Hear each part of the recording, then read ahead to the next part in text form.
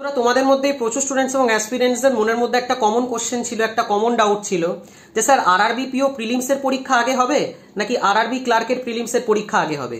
কারণ আমরা তো দুটো পরীক্ষার জন্যই অ্যাপ্লাই করেছি। তো দেখো বন্ধুরা, আমি তোমাদের জানিয়ে দিই যে যারা যারা অ্যাপ্লাই করে আরআরবির জন্য তারা দুটো পরীক্ষার জন্যই অ্যাপ্লাই করে। আরআরবি ক্লার্কের জন্য অ্যাপ্লাই করবে, আরআরবি পিওর জন্য অ্যাপ্লাই করবে। এমন খুব কম স্টুডেন্টসই আছে, বিশেষ করে যাদের যাদের বয়স থাকে না, তারাই একমাত্র আরআরবি পিওর পরীক্ষায় অ্যাপ্লাই করবে, যেহেতু তারা ক্লেরিক্যালটা দিতে পারে না। কিন্তু যাদের যাদের বয়স আছে তারা দুটো পরীক্ষাতেই অ্যাপ্লাই করবে। এবং কোন পরীক্ষা আগে হবে কোন পরীক্ষা পরে হবে এগুলো ভেবে কি লাভ? দুটো পরীক্ষারই তো সেম সিলেবাস, দুটো পরীক্ষার জন্যই তো তোমাকে সেম জিনিসই পড়তে হবে। আরআরবি পিও প্রিলিমসের জন্য তোমাকে ম্যাথস আর রিজনিংই পড়তে হবে, আরআরবি ক্লার্কের প্রিলিমসের জন্য তোমাকে ম্যাথস আর রিজনিংই পড়তে হবে।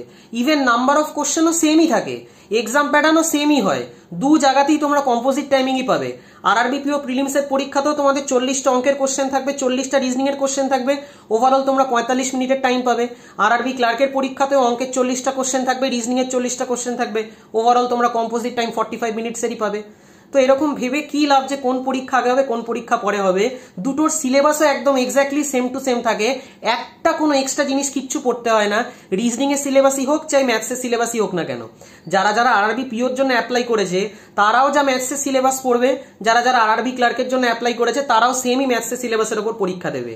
হ্যাঁ, আরআরবি ক্লার্কের কোশ্চেনের লেভেল একটু ইজি আসে, আরআরবি পিওর কোশ্চেনের লেভেল একটু মিডিয়াম লেভেলের হয়, একটু লেন্দি হয়, কিন্তু সেরকম কোনো ফারাক কিছুতেই থাকে না। দুটো পরীক্ষার জন্যই তোমাকে রিজনিং এরও পাজল সলভ করতে হবে। আরআরবি ক্লার্কে তুমি সিঙ্গেল ভ্যারিয়েবল রিজনিং এর পাজল পাবে, অন্যদিকে আরআরবি পিওতে তুমি ডবল ভ্যারিয়েবল রিজনিং এর পাজল পাবে।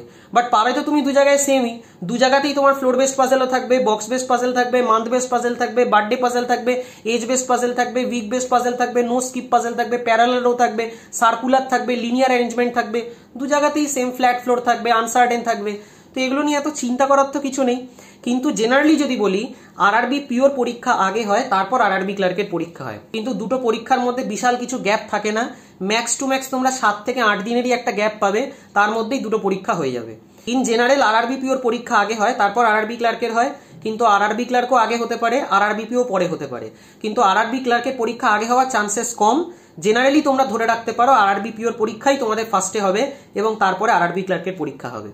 তো এই ছিল আজকের ভিডিও, একদম ফুল কনফিডেন্সের সাথে, ফুল মোটিভেশনের সাথে আরআরবি পিও এবং আরআরবি ক্লার্কের পরীক্ষার জন্য প্রিপারেশন নাও।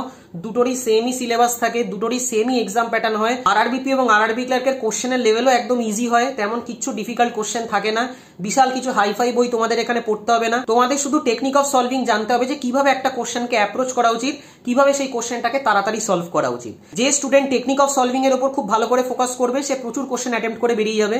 এবং সেটার জন্য যদি তোমাদের কোথাও গাইডেন্স লাগে তো তোমরা গাইডেন্সও নিতে পারো। আমি নিজেও পার্সোনালি সমস্ত ব্যাংকিং এক্সামসের জন্য অনলাইনে ম্যাথস এবং রিজনিং পড়াই। তো তোমরা যদি চাও তো আমার সাথেও কন্ট্যাক্ট করতে পারো। আমার হোয়াটসঅ্যাপ নাম্বার 8617204564। তো যদি তোমরা গাইডেন্স চাও তাহলে কল করো না, হোয়াটসঅ্যাপ করো, কারণ কল অনেক সময় আমি ধরতে পারি না। আমি নিজে আইবিপিএস পিও এবং আইবিপিএস ক্লার্ক দুটো পরীক্ষায় ফার্স্ট অ্যাটেম্পটেই ক্লিয়ার করেছি। তো ন্যাচারালি তোমাদেরকে খুব ভালো করে গাইড করতে পারবো যে কি অ্যাপ্রোচে কোশ্চেন সলভ করা উচিত, কি টেকনিক অফ সলভিং হওয়া উচিত, যাতে করে আমরা আমাদের কোশ্চেন সলভিং টাইম কমাতে পারি এবং নিজেদের অ্যাটেন্ড বাড়াতে পারি। কারণ যে কোনো ব্যাংকিং এক্সামে সে তোমরা আরআরবি পিও এবং আরআরবি ক্লার্কের পরীক্ষাই দেখে নাও, এখানে তোমরা অঙ্কের 40টা কোশ্চেন এবং রিজনিং এর 40টা কোশ্চেন, টোটাল 80খানা কোশ্চেন সলভ করার জন্য হাতে সময় পাবে মাত্র 45 মিনিটের। তো বুঝতেই পারছো এক একটা কোশ্চেন সলভ করার জন্য অ্যাভারেজে তোমরা লেস দ্যান 30 সেকেন্ডস পাবে। সেই কোশ্চেনটাকে দেখতে হবে, পড়তে হবে, সলভ করতে হবে, অপশন মার্ক করতে হবে এবং তারপর নেক্সট কোশ্চেনে যেতে হবে। এবং অঙ্কের এবং রিজনিং এর প্রচুর এরকম চ্যাপ্টার আছে যে জিনিসগুলো আমরা মুখে মুখে সলভ করে দিই, যেগুলোর জন্য আমরা পেন তুলি না। এবং এই জিনিসগুলোকে আমরা টেকনিক অফ সলভিং বলি। খুব ভালো করে টেকনিক অফ সলভিং এর উপর ফোকাস করো এবং চেষ্টা করো তার কাছ থেকেই গাইডেন্স নেওয়ার যে অলরেডি ফিল্ডে সিলেক্টেড, যাতে তার টেকনিক অফ সলভিং, তার মেথড অফ সলভিং খুব ভালো করে শিখতে পারো এবং সেই জিনিসগুলোকে পরীক্ষায় অ্যাপ্লাই করতে পারো। বাকি আশা করি তোমাদের এই ভিডিওটা দিয়ে কিছুটা হেল্প করতে পারলাম। ভিডিওটা যদি তোমাদের ভালো লেগে থাকে তাহলে অবশ্যই লাইক এবং বন্ধুদের সাথে শেয়ার করো। Thank you.